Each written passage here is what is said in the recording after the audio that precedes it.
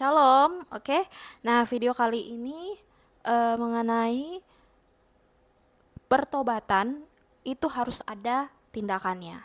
Gak cuman di mulut doang kita ngomong Tuhan, aku mau bertobat Tuhan, aku mau berubah. Tapi ada actionnya, ya, ada bukti dari apa yang kita ucapkan. Ya, kalau kita ngomong bertobat, ya berarti ada buktinya, ada yang harus kita lakukan. Saya bacakan dulu ya, saya ambil dari kitab Wahyu pasal 3 ayat dari ayat ke ayat ke-18. Maka aku menasehatkan engkau supaya engkau membeli daripadaku emas yang telah dimurnikan dalam api, agar engkau menjadi kaya, dan juga pakaian putih supaya engkau memakainya, agar jangan kelihatan ketelanjanganmu yang memalukan, dan lagi minyak untuk melumas matamu supaya engkau dapat melihat. Ayat ke 2 Ayat ke-19, barang siapa kukasihi, ia kutegor dan kuhajar. Sebab itu relakanlah hatimu dan bertobatlah. Ya, oke. Nah, oke gini saudara, ya, ini ayat ini menarik hati saya ya, karena ada kata-kata yang di ayat 18 ya, dan juga pakaian putih supaya engkau memakainya agar jangan kelihatan ketelanjanganmu yang memalukan, dan lagi minyak untuk melumas matamu supaya engkau dapat melihat.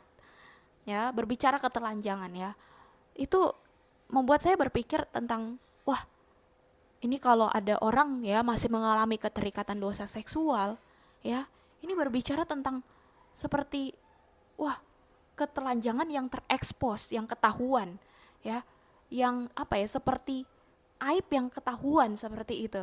Karena apa? Karena sebetulnya Tuhan itu maha tahu, ya. Tuhan maha tahu apa yang kita lakukan, baik di dalam kamar maupun di luar kamar, dimanapun itu Tuhan tahu, saudara.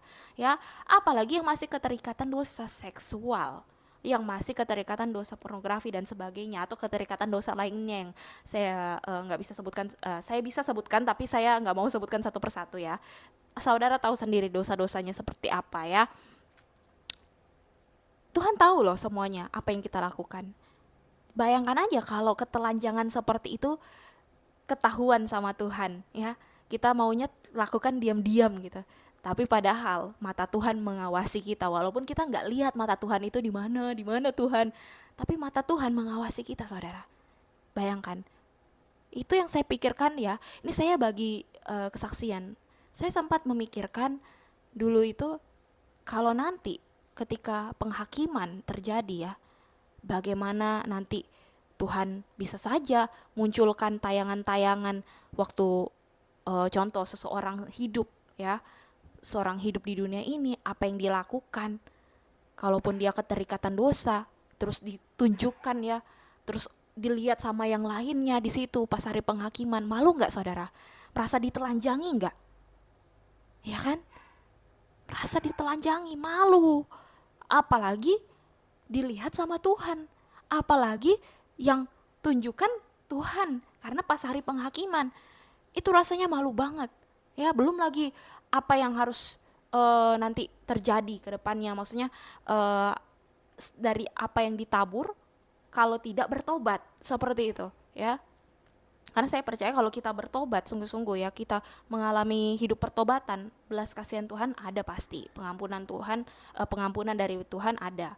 Ya, cuma ya itu, saya mau ingatkan lagi, kalau bertobat itu nggak sekedar omongan doang, bukan cuma omong doang, tapi betul-betul ada action, tindakan kita, sehingga kita itu betul-betul bisa mempertanggungjawabkan kata bertobat itu dalam hidup kita. Ini ayat sangat menegur kita loh, bukan cuma saudara, tapi saya pribadi juga. Ada lagi tulisan nih, dan lagi minyak untuk melumas matamu supaya engkau dapat melihat. Mungkin kalau orang masih keterikatan dosa ya, yang dilihat itu pornografi lah, ya, yang suka dilihat gitu loh, suka dicari-cari pornografi yang seksi-seksi, negatif-negatif begitu kan. Nah, di sini ditulis, dan lagi minyak untuk melumas matamu supaya engkau dapat melihat. Melihat apa? Kebenaran firman Tuhan. Ya, kalau kita melihat hal-hal pornografi, kita suka lihat-lihat seperti itu, negatif seperti itu malah membuat kita itu buta rohani, saudara. Kita nggak ngerti, jadinya nggak bisa melihat kebenaran firman Tuhan bahwa hidup kekal, keselamatan dalam Tuhan, ya itu kita harus bisa lihat supaya kita itu betul-betul mengalami pertobatan. Kalau kitanya masih terus lihat pornografi, ya artinya apa? Bukan bertobat sungguh-sungguh, saudara. Karena Tuhan gak mau dipermainkan.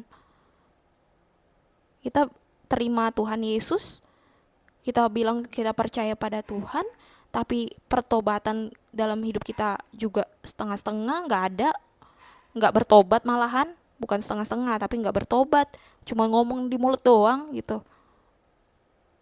Tapi bilang percaya Yesus. Begini, orang percaya Tuhan, orang percaya pada Yesus, pasti mengalami pertobatan dalam hidupnya. Karena apa? Ada buah-buah roh, ada kebenaran firman Tuhan yang dia lakukan. Seperti itu loh. Tapi kalau cuma ngomong doang percaya Tuhan, jadinya nggak sinkron dong, nggak sejalan dong dengan tindakan kita seperti itu.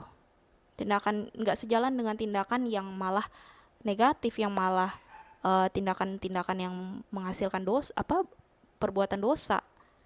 Jadi ayat firman Tuhan di Wahyu 3 ya, ayat ke 18 sampai 19 ini mau mengingatkan kita.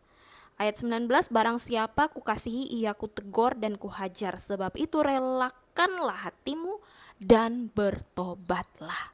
Ya, kalau Tuhan izinkan kita untuk mengalami suatu hal yang gak nyaman, gak enak mungkin ya, seperti rasanya kok kita dihajar, kita ditegor ya, karena apa? Tuhan mau kita berbalik pada Tuhan, Tuhan mau kita bertobat. Ada perilaku, ada karakter, ada sikap yang harus kita ubah supaya sejalan dengan kebenaran firman Tuhan. Ya, Tuhan pasti mengampuni dosa kita, tapi jangan permainkan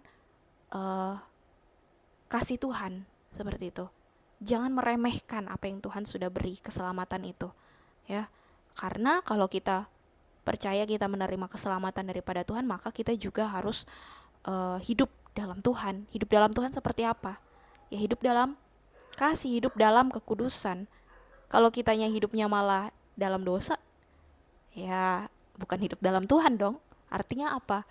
Ya cuma di kata-kata aja kalau mau ngomong percaya Tuhan, tapi hidupnya masih hidup dalam dosa yang ya itulah keterikatan dosa. Jadi ini yang membuat kita harus semakin dekat pada Tuhan, semakin intim dengan Tuhan, ya, sehingga kita bisa betul-betul mengalami kemerdekaan sejati dalam Kristus. Amin. Tuhan Yesus memberkati. Shalom.